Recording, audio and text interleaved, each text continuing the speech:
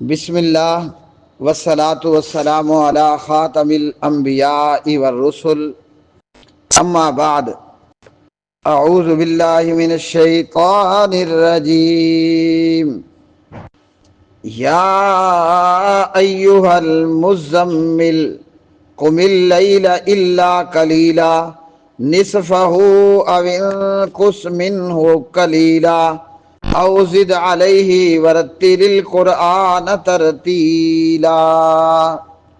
محترم بھائی، آپ نے لنک بھیجا، اس لنک کے اندر سب سے پہلے ہے ڈاکٹر اسرار صاحب، پھر اس کے بعد ہے مرزا جونیئر مرزا محمد علی جہلمی، اس لنک کے اندر ہے مفتی طارق مسعود، اس لنک کے اندر ہیں جاوید احمد غامدی، اور اس لنک کے اندر ہے ایک شیعہ ذاکر اور ایک شیعہ عالم نظر آنے والا، اور ایک ہے مفتی عبد الواحد قریشی۔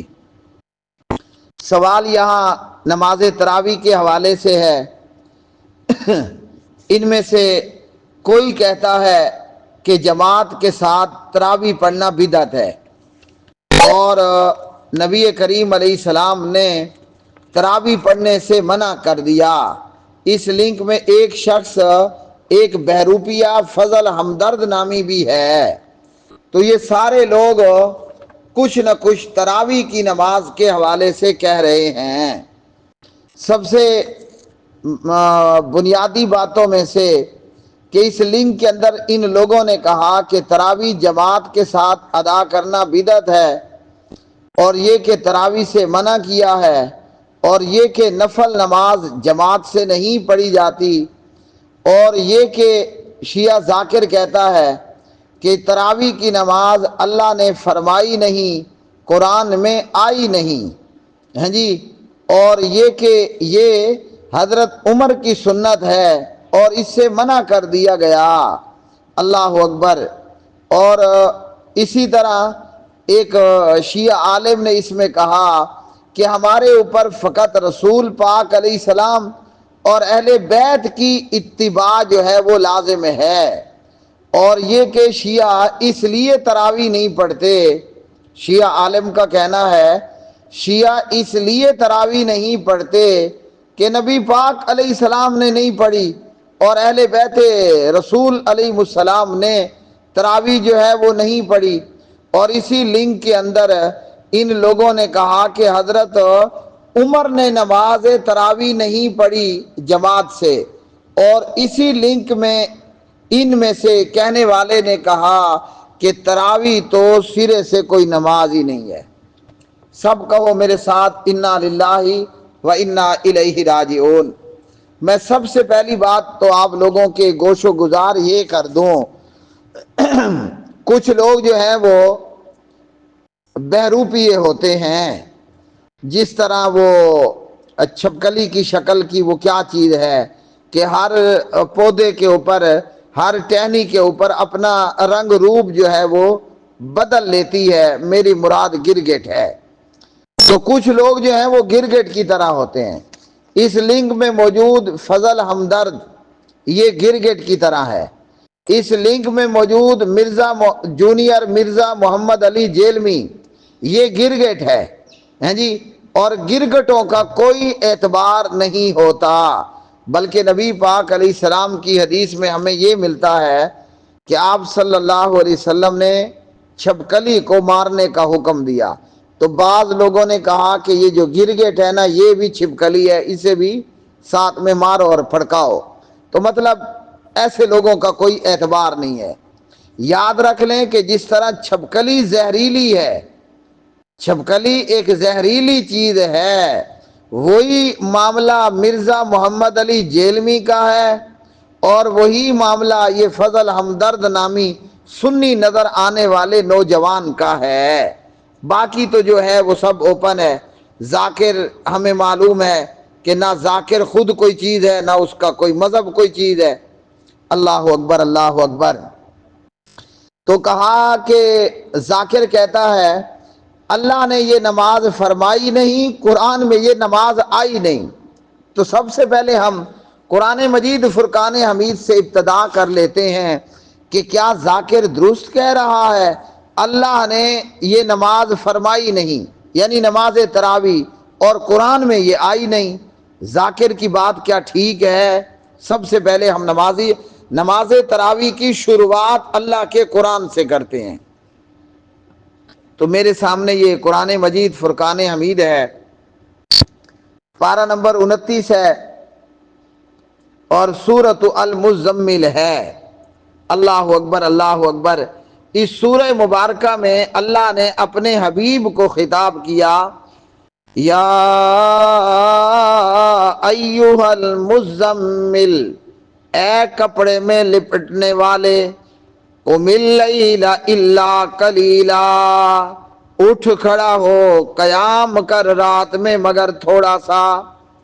آپ نے پوری رات سونا نہیں ہے، بلکہ کچھ سو کر اٹھ کھڑے ہوں، اور کھڑے ہو کر آپ نے قیام اللیل کرنا ہے۔ نصفہ او انقص منہ قلیلا، رات کا نصف یا کم کیجئے اس سے تھوڑا سا، او زد علیہ ورتل القرآن ترتیلا، یا زیادہ کیجئے اس پر اور پڑھیے قرآن، او زد علیہ ورتل القرآن ترتیلا، یا زیادہ کیجئے اس پر اور پڑھیے قرآن ٹھہر ٹھہر کر کے۔ تو یہ نماز تراویح ہے جی۔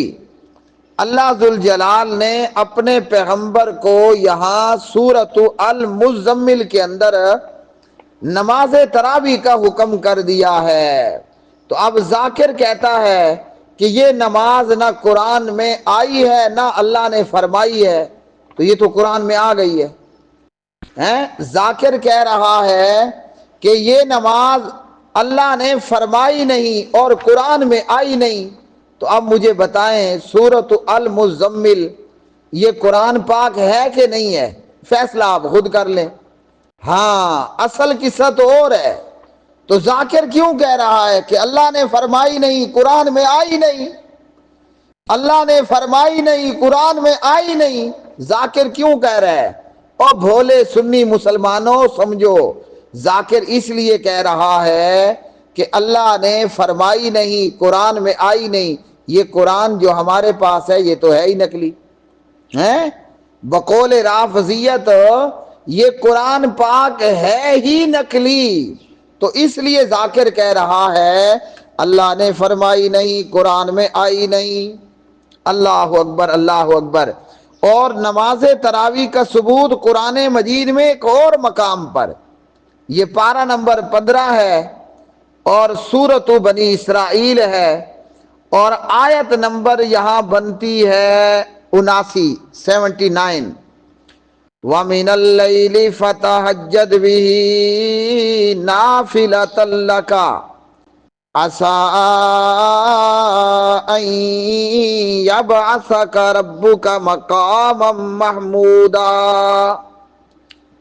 وَمِنَ اللَّيْلِ فَتَهَجَّدْ بِهِ نَافِلَةً لَكَ عَسَىٰ أَن يَبْعَثَكَ رَبُّكَ مَقَامًا مَحْمُودًا۔ اور کچھ رات سے بھی، یعنی کچھ حصہ رات کا، پس آپ تہجد ادا کریں، اس قرآن کے ساتھ تہجد ادا کریں اور تہجد قیام اللیل میں قرآن پڑھیں، نافلۃ لک، اس حال میں کہ یہ زائد ہے آپ کے لیے، عسیٰ ان یبعثک، قریب ہے کہ کھڑا کرے آپ کو، رب کا، آپ کا پروردگار، مقام محمودا، مقام محمود میں۔ تو یہ قرآن مجید میں سے دوسرا مقام میں نے پڑھ دیا ہے۔ اللہ اکبر۔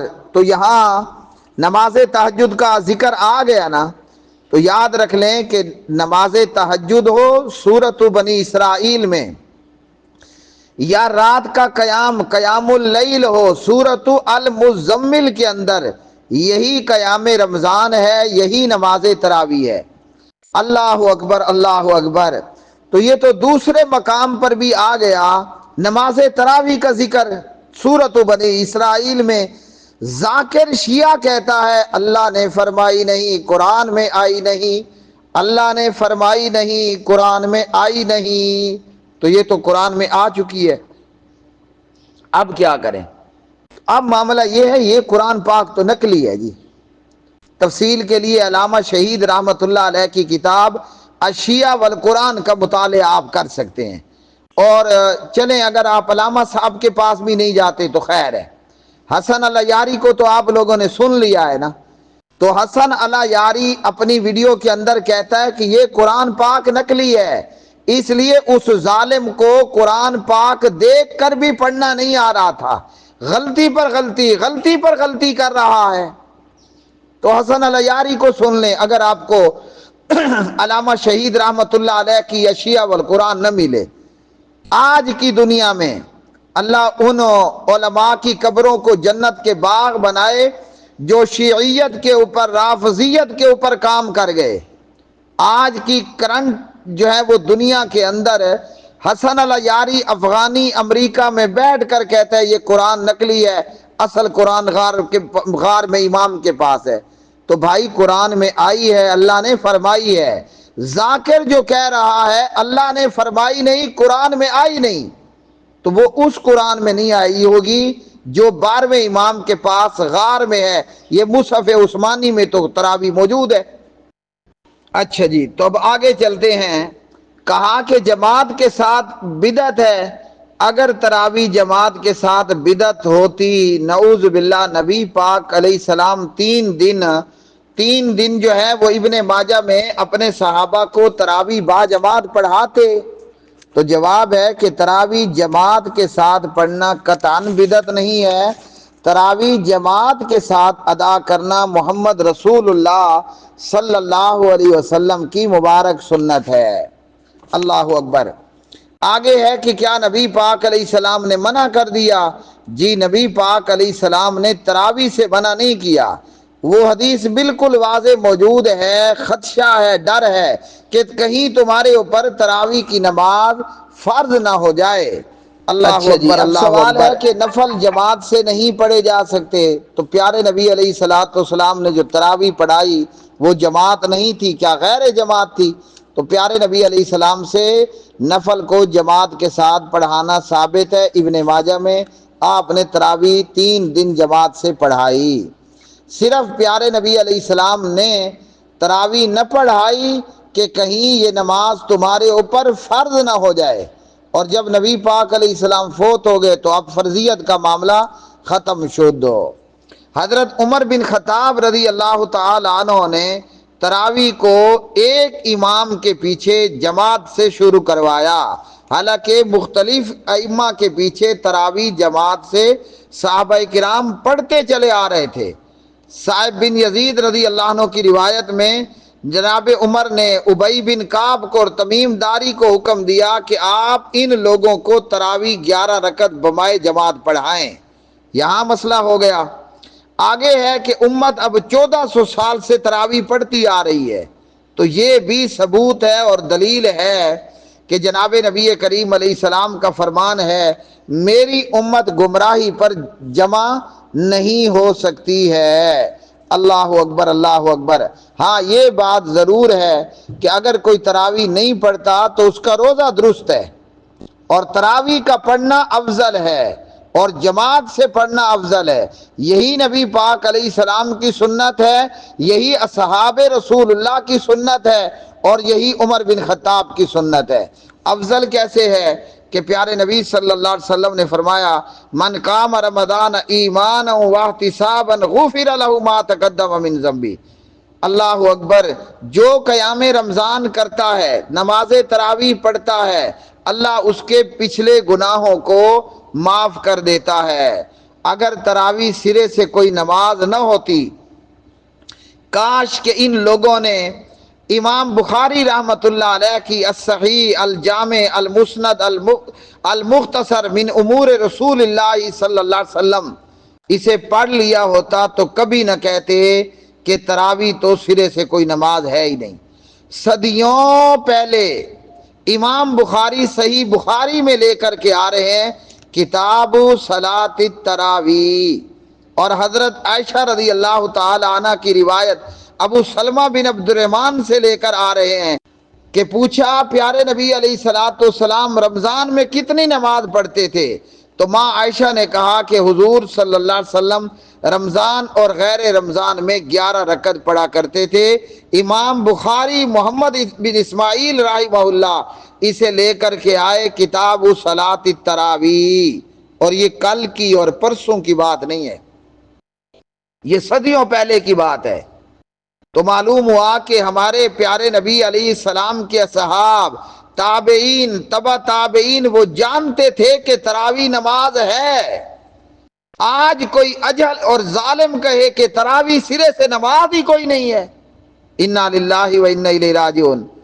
تو ہمیں امام بخاری کی صحیح الجامع المسند المختصر سے معلوم ہوا کہ تراویح ایک نماز ہے، اور ہے نوافل کے اندر۔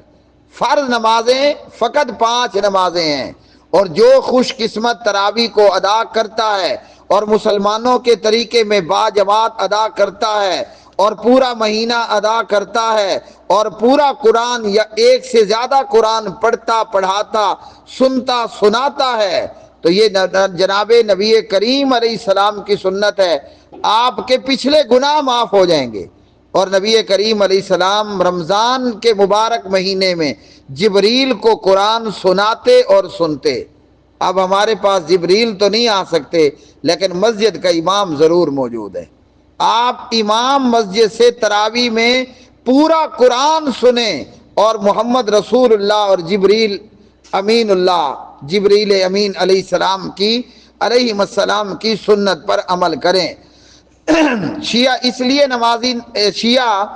لیے تراویح نہیں پڑھتے کہ قرآن ہی نقلی ہے، اور شیعہ اس لیے تراویح نہیں پڑھتے کہ تراویح کی بعد میں شروعات کروانے والے عمر بن خطاب ہیں، اور شیعہ کو قرآن سے بھی دشمنی ہے اور عمر بن خطاب سے بھی دشمنی ہے۔